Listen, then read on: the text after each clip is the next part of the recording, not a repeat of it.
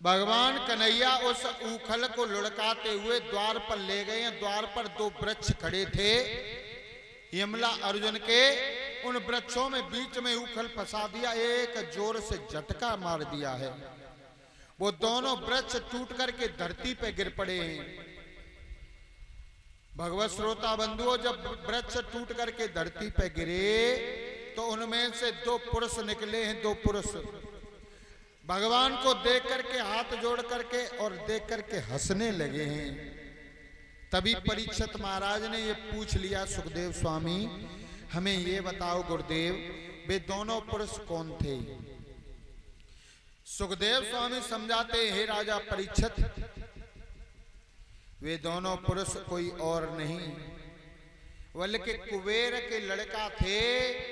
ये भोले बाबा के उपासक थे, कैलाश पर्वत पर रहते थे, भोले बाबा की सेवा करते थे। ये दोनों मड़गिरीब नाम था इन दोनों का, लेकिन इनको घमंड बहुत था, अहंकार बहुत था। एक दिन इन दोनों ने शराब पी है, शराब। और परीक्षित महाराज आप तो जानते हो शराब में और बुद्धि में दुश्मनी हुआ करती है। जैसे ही इंसान के अंदर शराब जाती है और बुद्धि बाहर चली जाती है, क्योंकि शरीर में एक ही चीज टिकेगी, शराब अंदर बुद्धि बाहर। इन दोनों ने शराब पी और अपनी अपनी पत्नियों के पास में पहुंच गए। अपनी पत्नियों से कहने लगे, चलो देवी हम और आप स्नान धारण करेंगे, चलो। सरोवर पे पहुंचे, सरोवर पे जाकर के बोले, ऐसा करो, ऐसे स्नान धारण नहीं करेंगे, हम और आप वस्त्र उतार करके निर्वस्त्र अवस्था में स्नान धारण करेंगे। पत्नियां कहने लगी, पागल हो गए हो शराब के नशे में, पागल हो गए? बोले बिल्कुल नहीं। और बोले हैं ये दोनों अपनी पत्नियों से, वस्त्र उतारो मेरी प्यारी, अज नंगे हुई कि नहा में।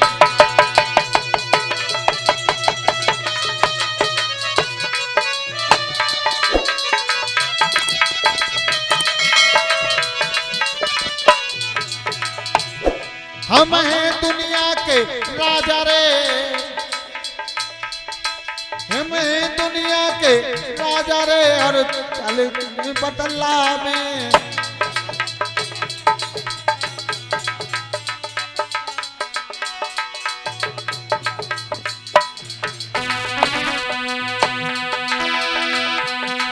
जब पत्नियों ने मना किया, महाराज मन जब कर नहीं दो नार, और इन दो ने अपने हाथ निधि ने वस्त्र उतार।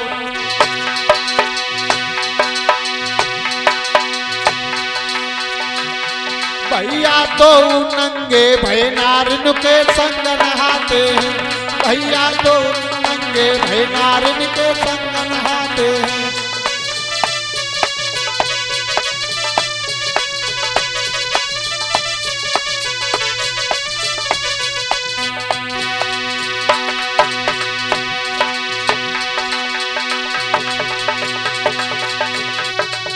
संग नहाते हैं, नारिन के संग नहाते हैं, नारिन के संग नहाते हैं। भैया दो नंगे भाई नारिन के संग नहाते हैं।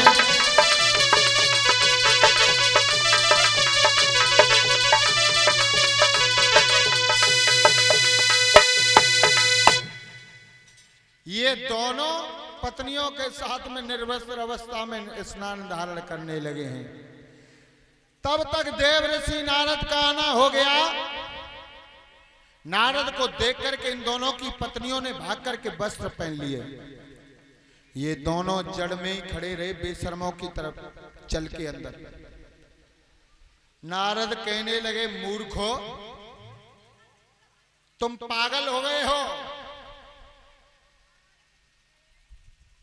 दोनों पत्नियों ने वस्त्र पहन लिए, जड़ की तरह तुम खड़े हो तो जाओ, बेशरम बनकर के ऐसे ही जड़ की तरह खड़े हो जाओ, तुम दोनों वृक्ष बन जाओ। ये दोनों रोने लगे श्राप सुन करके, भगवान हम पे कृपा करो, ये श्राप हमें मत दो। नारद कहने लगे श्राप अब वापस नहीं होगा, लेकिन द्वापर युग में जब भगवान अवतार धारण करेंगे तब तुम्हारा उद्धार होगा। तब देवर्षि नारद ने कहा है कि रो मत, भगवान आकर के उद्धार करेंगे, और भगवान ने इन दोनों का उद्धार किया है। सुखदेव स्वामी समझाते हे राजा परीक्षित, धीरे धीरे आज लीलाएं कर रहे हैं भगवान।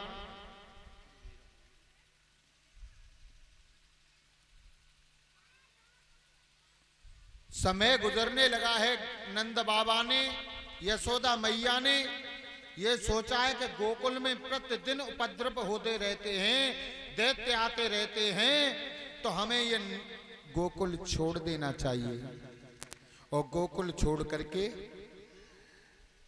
आज वहीं तुलसी का वन था, तुलसी के वन को कटवा करके वहां पर सुंदर सुंदर मकान बना करके रहने लगे, और उस नगर का नाम रखा है वृंदावन।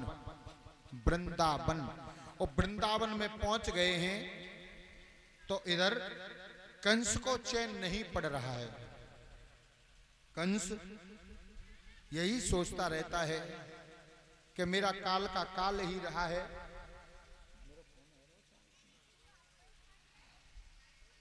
मैंने अनेकों दैत्यों को भेजा, लेकिन एक भी लौट करके नहीं बताता है। तो एक दिन देवर्षि नारद का आना हुआ है, देवर्षि नारद का आना। बोलिए गोविंद भगवान की। अब 2 लाइन का कीर्तन बोल लो, ताली खोल के प्रेम से। हाँ,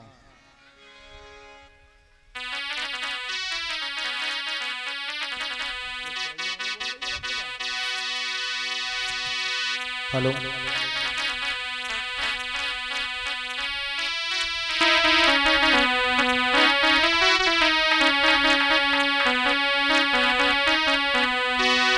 कोयल तैया मत बोल रे, मत बोल रे, तेरे करुए लागे बोल। कोयल तैया मत बोल रे, मत बोल रे, तेरे करुए लागे बोल। कोयल तैया मत बोल रे, मत बोल रे, तेरे करुए लागे बोल।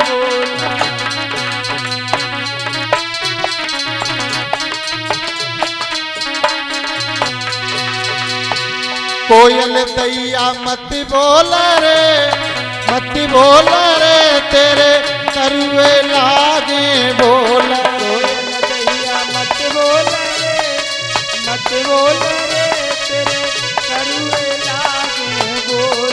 कोयल दैया मत बोल रे, मत बोल रे, तेरे करुए लागे बोल।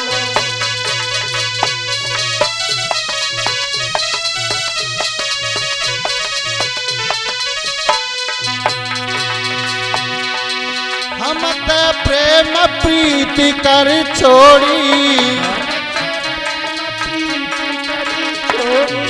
हम ते प्रेम प्रीति कर छोड़ी,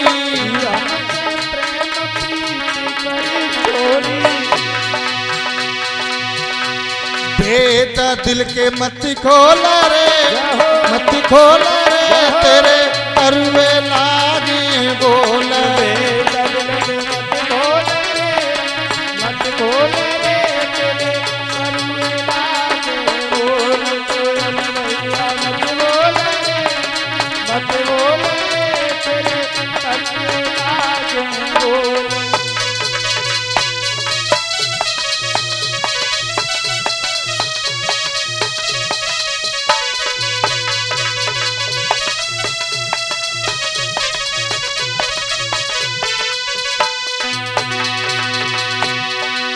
कुबिजा सोत करिए घरवारी, सोत करिए घरवारी, कुबिजा सोती करिए घरवारी, कुबिजा सोती करिए घरवारी।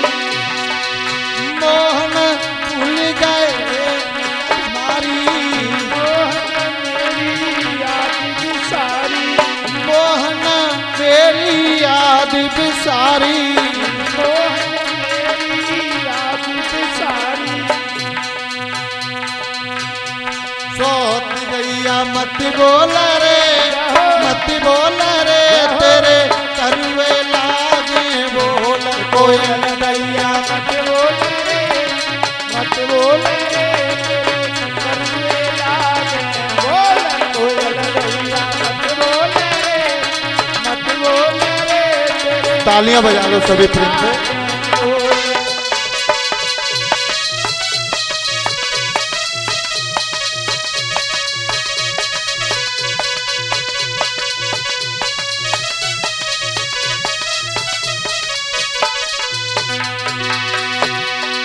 परसों को तो कीनो वायदा,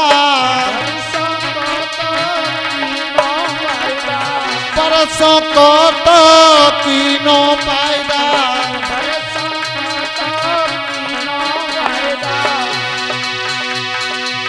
रो रो करके पुकारे राधा, रो रो करके पुकारे राधा। के चल जी तो क्यों की ओरे, चल की ओरे मेरे करुए लागे बोल कोयल गैया मत बोल रे, मत बोल रे, तेरे करुए लागे बोल कोयल गैया। मत बोल रे, मत बोल रे, तेरे करुए लागे बोल।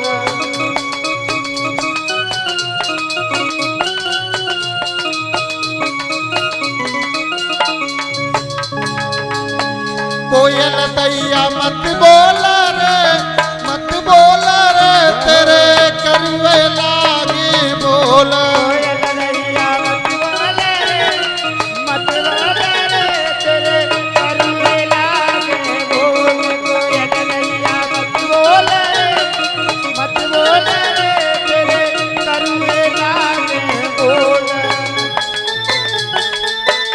जहो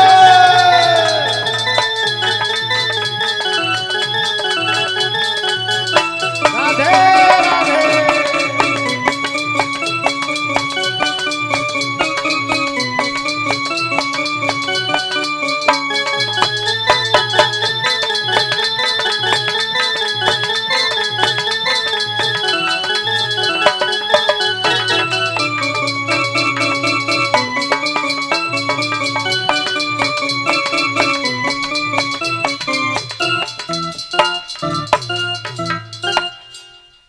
बोलिए गोविंद भगवान की, सतगुरुदेव महाराज की जय जय श्री राधे। कलमल हरली बैतरणी गंगा मैया के किनारे बैठे हुए सुखदेव स्वामी समझाते हैं राजा परीक्षित, आज कंस के दरबार में देवर्षि नारद का आना हुआ है।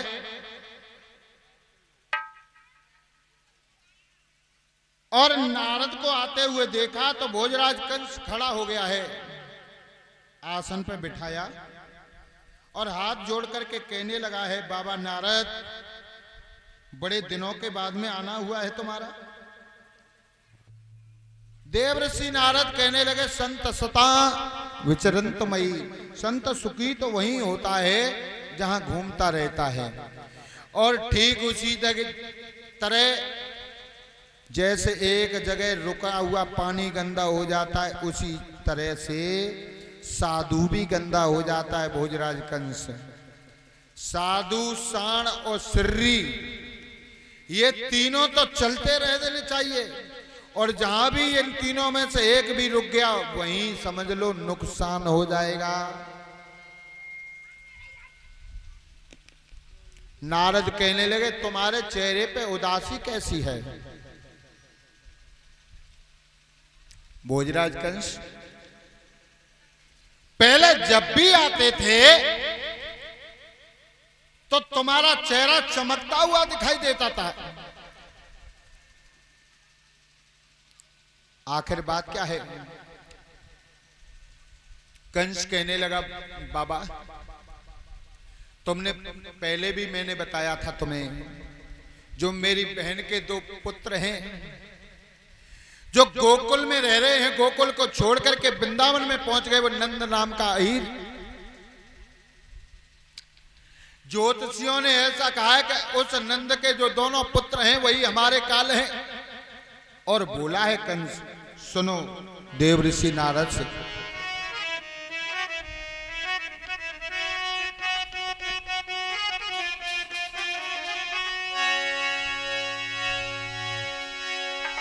वो छोड़ गया है गोकुल को, बने वृंदावन या वाद किया, बने वृंदावन या वाद किया।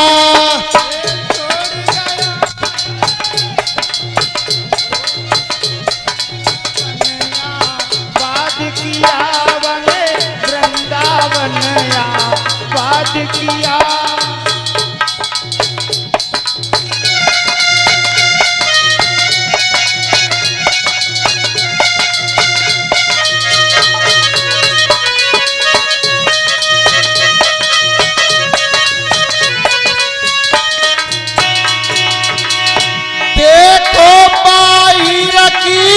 बुद्धि को बाबा,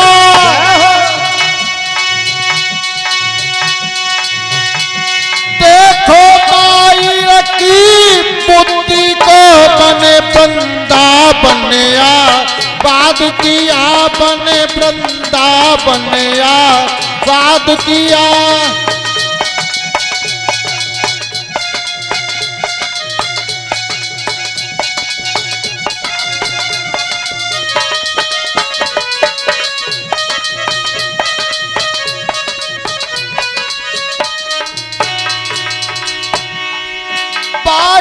नंद के दो छोरे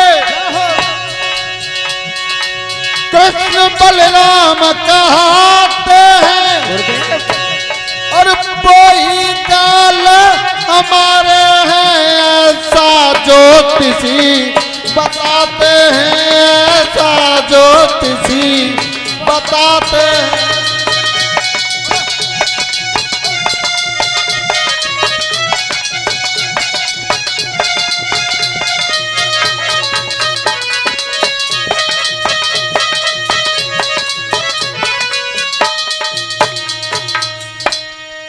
भोजराज कंस कहने लगा, नंद बाबा, नंद नाम का वो अहीर जिसके दो पुत्र हैं कृष्ण और बलराम, वो हमारे काल हैं, ऐसा ज्योतिषियों ने बताया है। नारद कहने लगे, किसकी बात कर रहे हो? जो सुबह से शाम तक गैया चराता है, गोपियों में रास रचाता है, बच्चों में खेल खेलता है ग्वालों में, और तुम? नारद बोले, सुनो महाराज सुनो। कैसे गुरुदेव? सोचो तो क्या बंधन होगा, क्या गुरुदेव? और मकड़ी के धागा कच्चे से, और तुम खूब डर गए राजा, ना कुछ यही रखे बच्चे से तुम।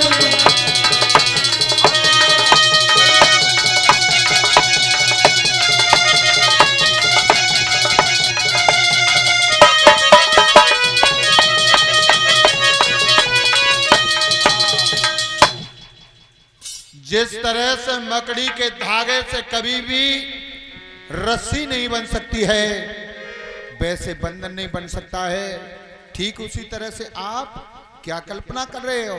और सुनो भोजराज कंस,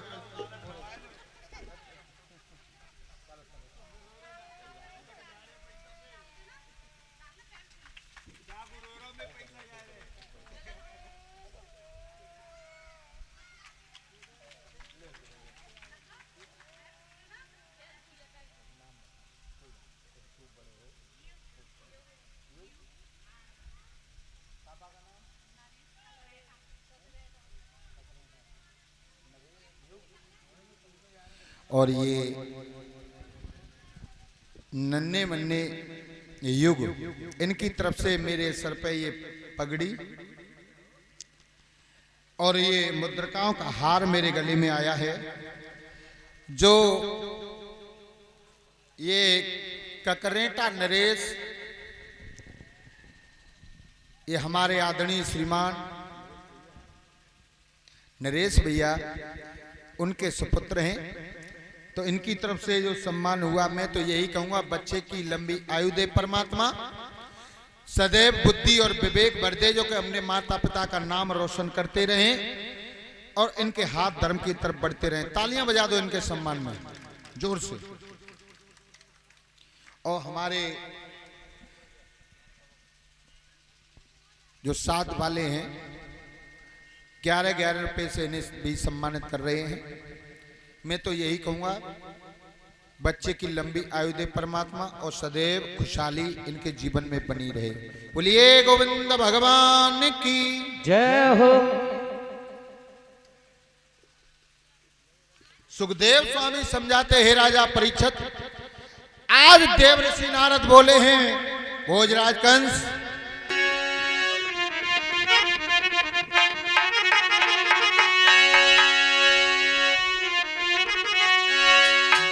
नाम की याद कर कर के ओ कंस, अब ज्यादा पानी चढ़ा नहीं, वो खेला है सदा लड़कियों में, बैकाम मर्द से बड़ा नहीं।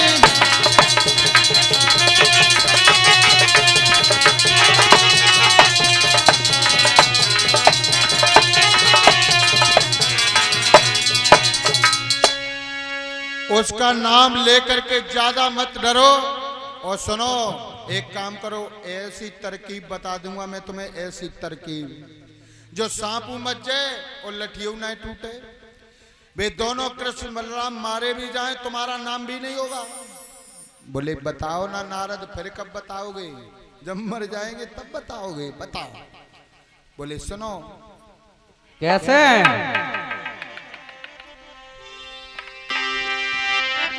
एक कागज मंगवाई है और लीजो कलम उठाई है,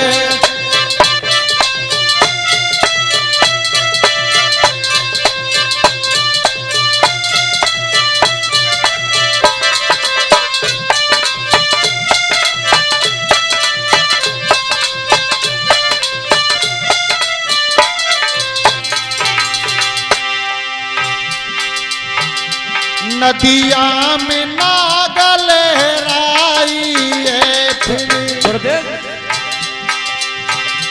और उनको देव भी दबाई है।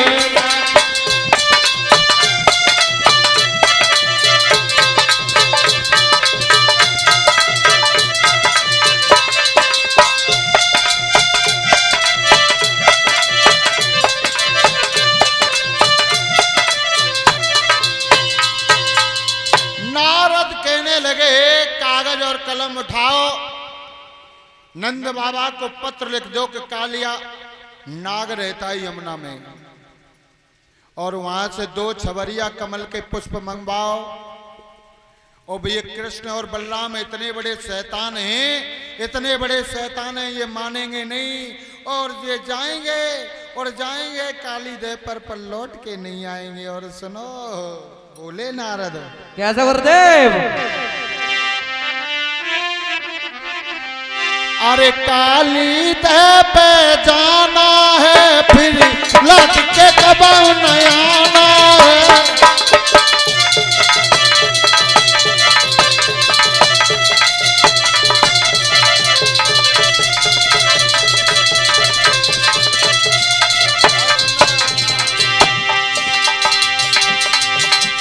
बाबा नारद बोले हैं कंस सुनो, जय गुरुदेव। काली देव पे जाना है, फिर लौट के कबहू नहीं आना है। हर्रा फिटकरी नहीं लगे और रंग भी चोखा आना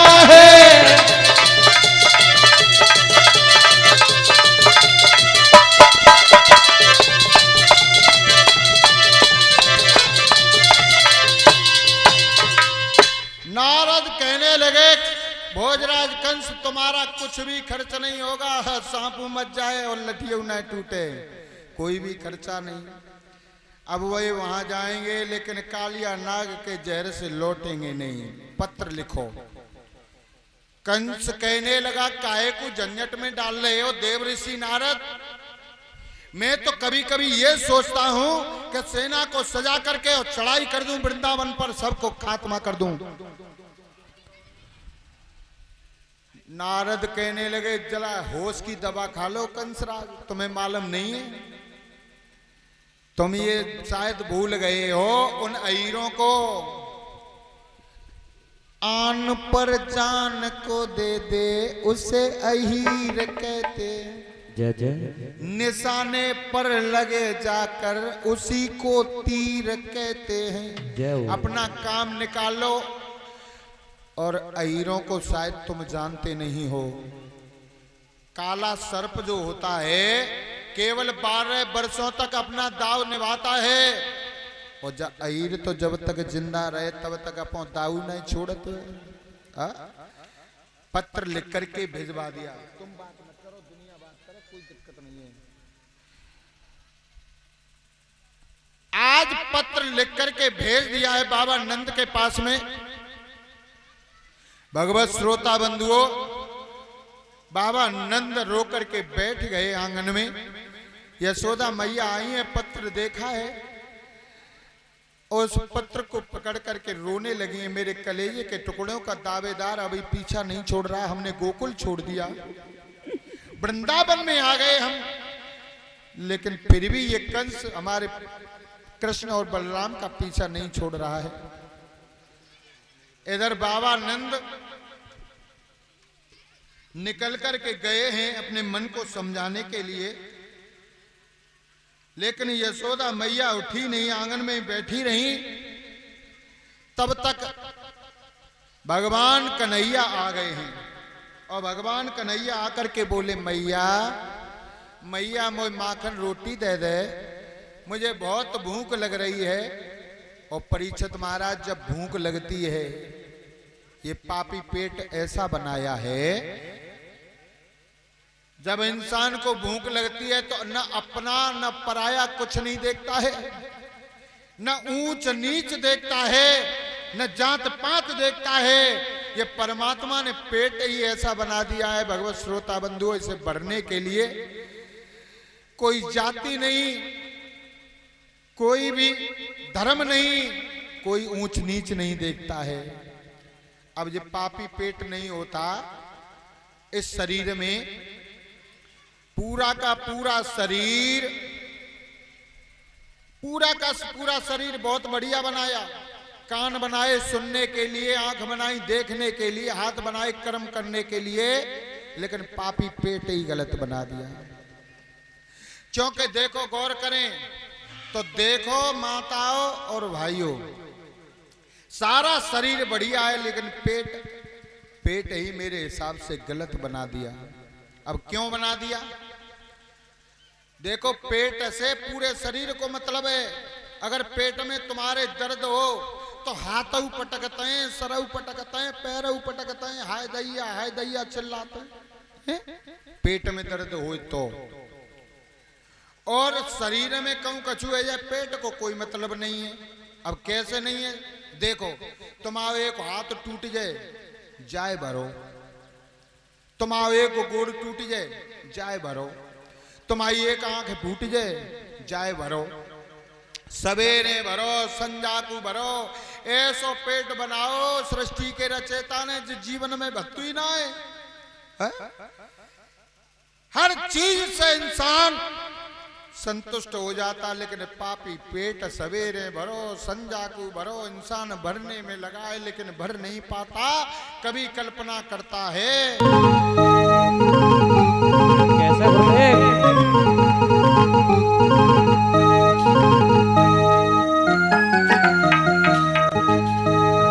कि सब शरीर सोने से सुंदर, जय गुरुदेव, आँख नाक मुख कान भैया, पेट चो बनायो बेईमान विधि ने पेट चो बनायो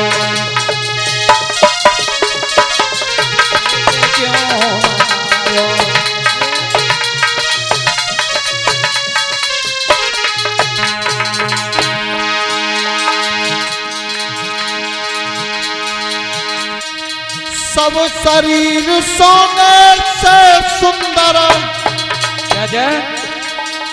आंख नाकम कतान भैया पेट चो बनायो बेईमान विधि ने पेट चो बनायो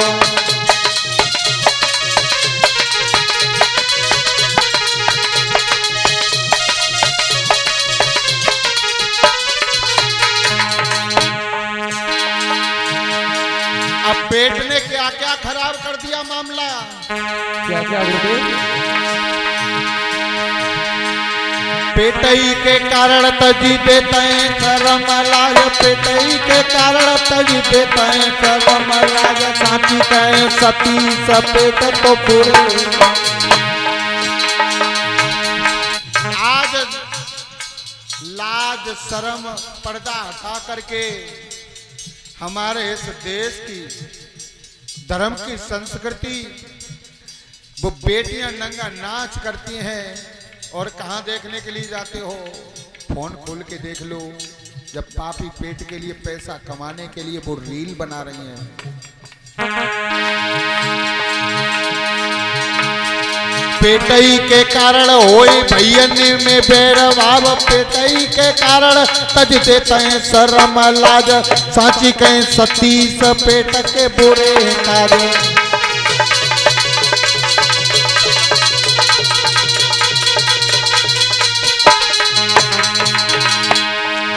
चार अंगुल जमीन के पीछे 1 बीघा जमीन के पीछे भैया भैया पर लाठी उठा लेता है अरे पेट कटावे नाक भैया पेट चो बनायो बेईमान विधि ने पेट चो बनायो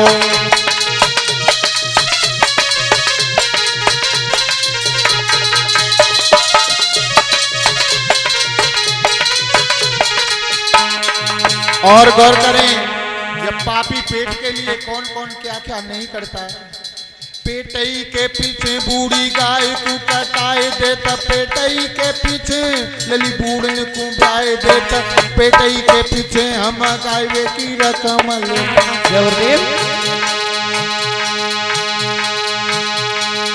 पापी पेट के पीछे अपने पशुओं को कटवा देता है गरीब इंसान किसान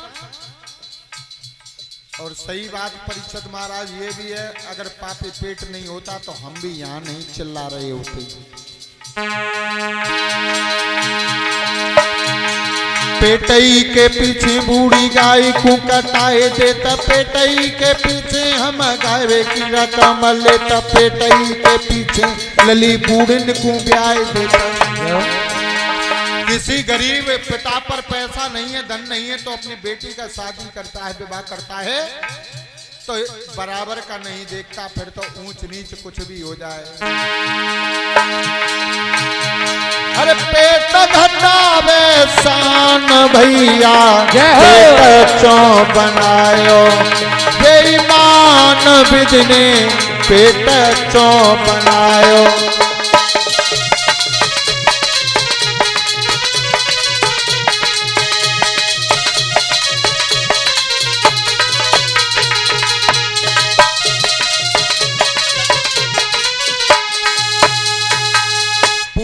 शरीर अच्छा बना दिया और बनाने वाले की कारीगरी कितनी है परीक्षित महाराज है? हमारे देश की लगभग 1.5 अरब आबादी है 1.5 अरब और सबके चेहरा अलग अलग बना दिए हैं हर एक इंसान का चेहरा अलग अलग कुछ न कुछ बदलाव अब परीक्षित महाराज सोचो कि एक जैसे पुरुष बनाए दे तो ऊपर वाओ वो एक जैसी स्त्रियां फिर मामला बहुत गड़बड़ हो जाता है सुखदेव स्वामी समझाते, हे राजा परीक्षित, आज भगवान माखन रोटी मांग रहे हैं। कहने लगे, मैया मोए माखन रोटी दे दे। मांग रहे माखन रोटी कन्हैया भैया,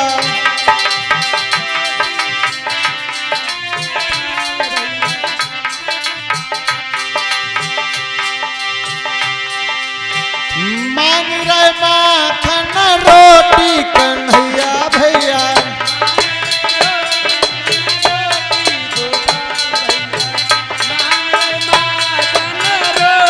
गोपाल भैया। यशोदा बैठी अंगना में रोवे,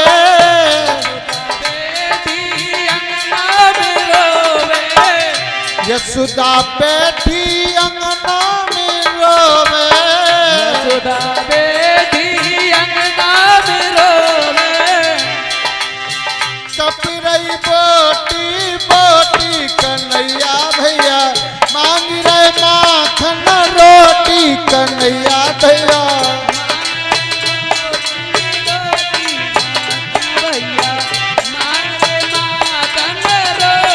गोपाल भैया।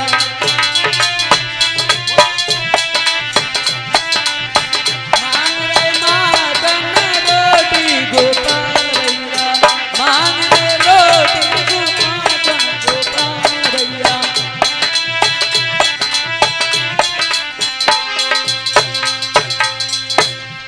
मैया से बार बार कहते, मैया ने नहीं सुनी। मैया दोनों घुटनों में नीचे को सर दबा करके रो रही है, अश्कों की धारा बह रही है। और जैसे ही थोड़ी से हाथ लगा करके ऊपर को मुंह किया, कन्हैया ने मैया यशोदा के आंखों में आंसू देखे, छटक करके खड़े हो गए।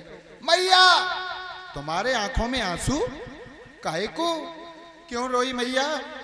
अब पैर पकड़ लिए मैया के, मैया मुझे बताओ तुम्हारे आंखों में आंसू क्यों आए और काहे को रोई? और पूछ रहे हैं बार बार,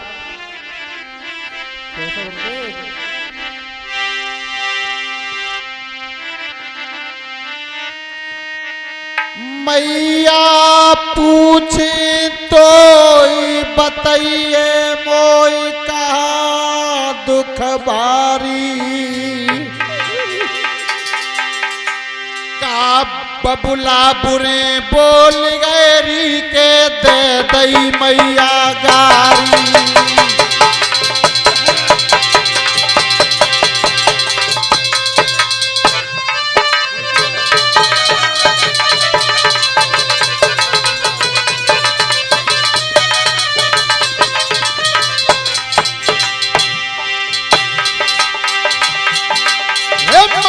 पूछ तो बता दे मोई का दुख भारी, का दुख भारी, का दुख भारी।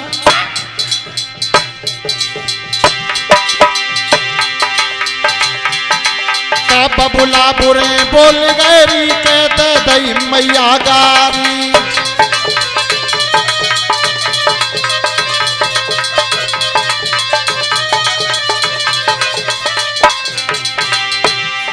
एक मोय भेद बताए मती घबराई माता मेरी प्यारी, एक मोय भेद बताए मती घबराई माता मेरी प्यारी। क्यों जमी पड़ी है मैया रे के बिकलऊ की हमारी।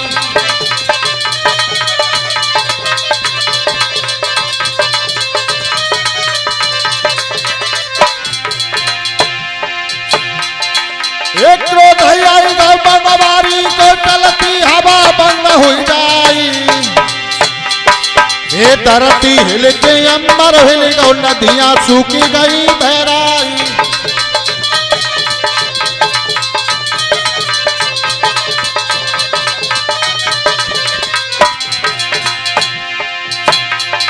ये आँखी चलाई हो काऊ ने बक दो अखियां दे फुरवाई।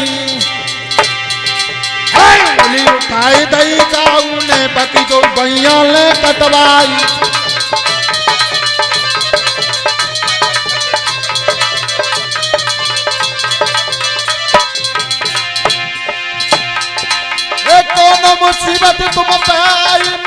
काशी दियो बताई।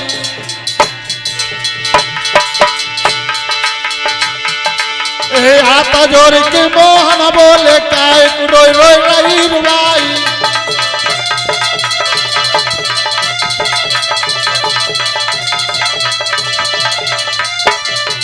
मैया आखिर बात क्या बन गई तुम्हें मालूम नहीं है। ए भौं चलाई गई थी समुद्र ने बातें करवट दो गिराई। ए मंथन करवाओ शिवजी ने तबाही बिसकोल।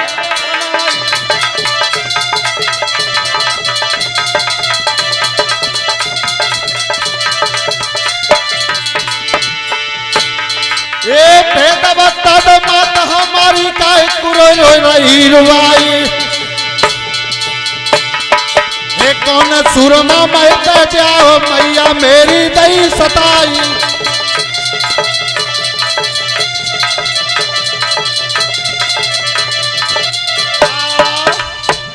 आज भगवान कहने लगे मैया अगर किसी ने नजर उठा करके बात की हो दोनों आंखें निकलवा लूंगा।